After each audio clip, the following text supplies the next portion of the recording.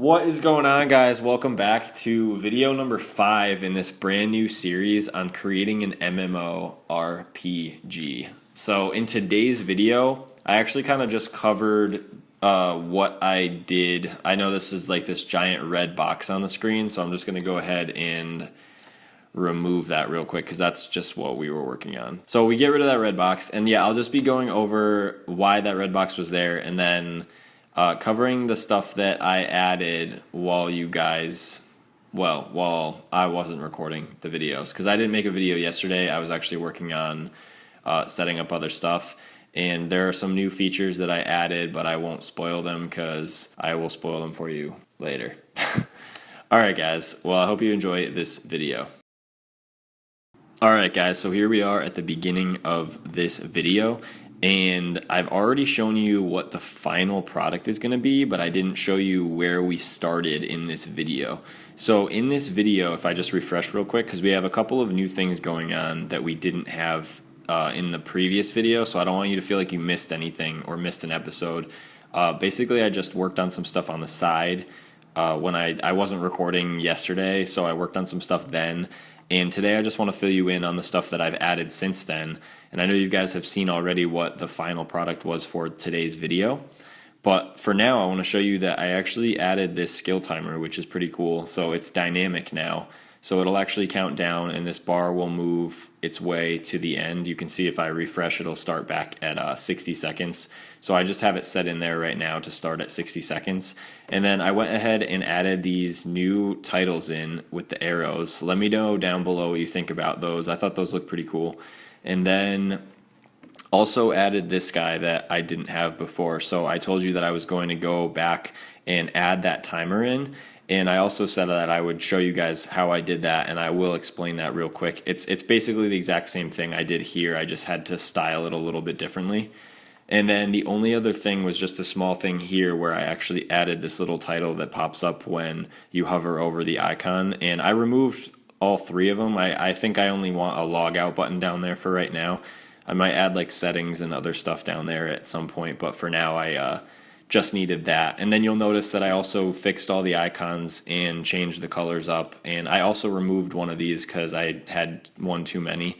So I think that the 4 here, so we have our leaderboard and community, crystal page, or the crystal store, the donate, the explore, deeds, and shop.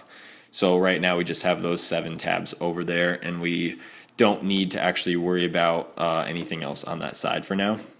And then you'll notice that I added another feature where when you shrink this down, these guys will actually sink or float into the side.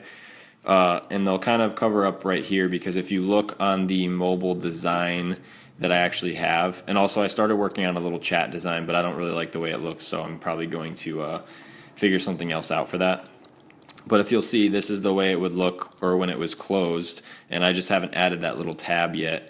But basically when you tap on the tab, it'll open the skills up like this, and I will be adding that in soon too.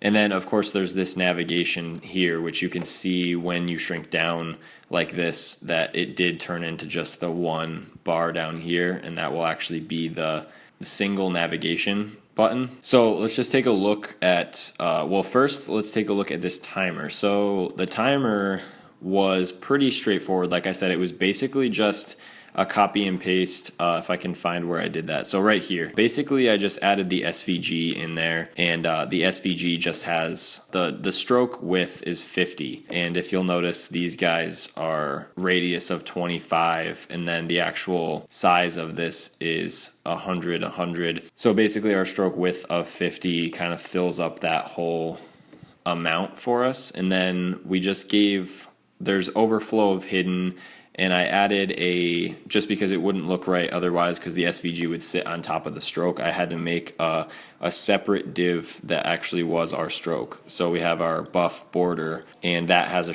drop shadow on it. So that is the border that's sitting on top of our SVG, which works really well. And then we have our dash array, the same thing. Like I said, it's 2 pi times the radius, which in this case is our 25.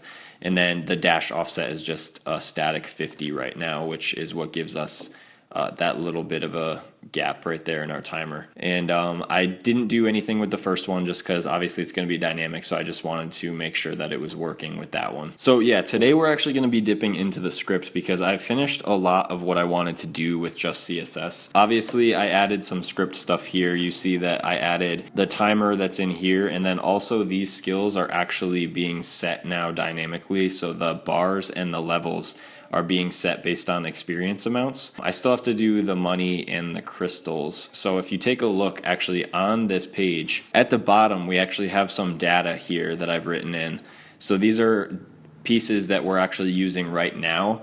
Well, we're not using the player data yet just because I haven't put the gold and the crystals in. So for the actual skill timer, we're using these variables right here. For the 60 seconds, you'll see whenever I refresh, this actually starts at 60 seconds. So that's where this is coming from. So we could set this to anything. If I set it to 80 seconds, then you'll see that it's going to be further back now. So it's at 1 minute 20 seconds. So yeah, I just put it at 60 for a static amount right now. And then now our skill timer total is the total amount that we're counting over. So obviously we need to know the total because we need to know how far along this bar is supposed to be compared to the total amount. And so in this case, the total amount is normally 120 seconds. But if you've purchased a membership, it'll have your membership time remaining, and then it'll say that if your membership time is greater than 0, basically that it will get set to 90 instead of 120 because there is a 25% reduction on the skill timer amount if you do have a membership. And then of course we're just using our skill data, and these are all the experience amounts that are actually set for our levels. So you'll notice that, yeah, 64 is the highest level, and 64 is mining, and that obviously has the highest amount of experience. So if we just jump into where our script is written, in the index page, so the index is actually what's handling everything right now that we have going on, which isn't very much. If you see, this is a pretty small file. I mean, it's only 106 lines right now. But this is actually our game object or module that we have going, and we've only got 3 functions in here right now, just these 3 main functions, and then we have a couple of functions that are being returned so that we can use them externally. But yeah, I'm not gonna go over everything I did. I mean, you can take a look at what it is here, and if you have questions, you can leave those down below. But basically, this update skill timer is running through and updating our timer every frame through our loop that we have going. And then, yeah, just the init is calling to update our skills, which is this function that actually runs through a loop and calls to update each skill right here. And that sets our bars and our levels when we load the page. And so, like I said, I'm not going to go over all of that. If you guys do have questions about how it's working, you can go ahead and leave those down below. But I'm going to be working on some other stuff for this video. So what we can do first actually is set up these guys real quick, because that's pretty simple to do, and we already have the data set up on the actual HTML page. And the reason these variables are saved on the HTML page, if you're wondering, is because of the fact that we have to set them with PHP. So these would actually be PHP variables. So normally this would be a PHP page, but since I'm just working locally right now, I have to use HTML because PHP isn't going to work for me locally unless I'm using like MAMP or something like that to actually render the PHP. What we would do here on the actual page would be to create a PHP break here. And then we would insert the actual variable here. So we would say like membership or something like that here. And then this would get printed to the actual variable when the page is rendered on the back end, and then return to the front end with our actual number here for us on the main page. And that would be the case for all of these, except for this one right here. This one we could actually move to the JavaScript because obviously this one doesn't need to be rendered. It would be rendered on the front end after it loads. But I just put it there because it's associated directly with both of these guys. So yeah, then I just want to use this actual player data object. So we have the gold and we have crystals set in here. So what we want to do is we want to actually build functions to actually set those things. So the idea is that if we wanted to set, let's say we want to write a function down here to update let's say currency, because crystals and money are like the only 2 currencies in the game that we have right now. So what we could do is just say the type in this case, the type of currency that it's going to be. And then what we could do is if we pass in gold or we pass in crystals, just use those variables to access our HTML. So let's jump up here because what we want to do first is actually add IDs to those values. So as you can see, we added spans already around the actual number. So if we just give these IDs and let's say gold amount and then an ID for crystal, and we'll add the HD value just in case we need to do another ID somewhere else that shows the gold. So we'll use that and then the crystal amount. So now we have IDs on those actual spans. And what we can do is jump back in here now. And let's say that we pass in the type and then do the exact same thing we did here, essentially, is we passed in a skill and an amount. In this case, we would make a function that you could actually update the currency to. So you would pass in the type of currency and then the amount that you want to update it by. So here what we could do is essentially what we're doing in this case. Remember, player data variable, we have a gold and a crystals. So what we could do for the very beginning at least is just copy what we have here, except we're going to be working with amounts now. So let's say that our amount is actually going to be equal to, and in this case parse int, just in case normally PHP returns strings, so we want to make sure that we parse int and actually turn it into an integer again. So then we do that, and now we want to access, in this case, the player data, and let's just make sure that that was the correct name. So yes, it was the player data, and then we want to go ahead and access that type. So if we pass in gold or we pass in crystals, it'll access that property and give us that number that we're looking for. And then what we want to go ahead and do is actually just now take that player data, so the same thing we did here where we're just setting it equal, we're basically setting the new value. So now if we added some gold, we want to add what they already had to the amount that we're adding, that we pass in. So we would take that player data and do the same thing where we do type, and we would set that equal to the amount plus the amount that we pass in. So now we have the original amount and the amount we want to add to that original amount, and we're setting that for the new value. And now all we want to do is we don't have to obviously worry about any of this stuff because that's all to set the level and the bars and stuff like that. Really all we need to do is do our doc.getElement by ID. And in this case, if you remember, our ID was the HD dash, but then we want to make this dynamic because we're not sure what the type is going to be. So remember, both of these have, let's find it again, which right here. So each of these has HD dash and then dash amount at the end. And then this is the only dynamic part. And since we have golden crystals as the actual name here, well, we would pass in the type as the name, which means we can just use the type. So if we pass in gold here, it'll say HD dash gold dash amount like we wanted it to. And then basically we would just set the inner HTML equal to, now grab that player data amount again. So grab this after we've set the new value. So we would grab that, and now that's set. So all we have to do, I mean, this is pretty much all we have to do. So I mean, we could create a update skills that runs through a loop of all those, but in this case there's only two, so it's not really necessary. We could just say that we want to call that twice in the beginning, and let's say we want to pass in gold here and 0, and then just duplicate it and pass in our crystals here. So now if we refresh, okay, so this gives me a good opportunity because I just messed something up to talk about debugging. So this is a really important topic because when you're working on this stuff, you want to make sure that you have a browser that's got, I mean, pretty much, I think every browser has a system for debugging to look at the console and to inspect your elements. So basically this window is available if you just go to inspect. And you can go ahead and check out the elements on the page, and you can really useful for the styling and stuff. I use Chrome because I really like the way that they have theirs set up. But here you can see that we've obviously got a console error running, and you want to make sure that you really don't have any warnings, necessarily any warnings, or definitely not errors, because that's going to break your code. As you can see, a lot of this stuff is broken now and we can't use it. And you'll see that our error right here is pretty simple, that our doc.getElementById.InnerHTML is not a function, which it isn't. Sometimes I make that mistake where I accidentally do innerHTML as a function when it's actually just a property.